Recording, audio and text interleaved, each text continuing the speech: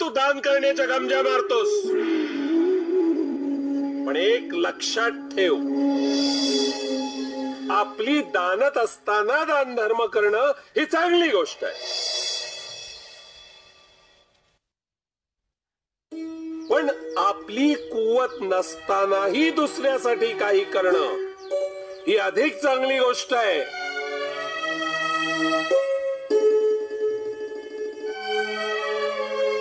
आपली गरज भागवून दान धर्म करणं सोपं आहे,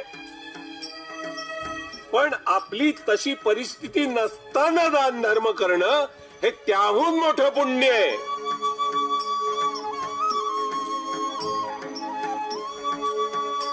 गरिबीत ज्याला दान करणं जमतं त्यालाच गरिबीत परमार्थ करणंही जमतं.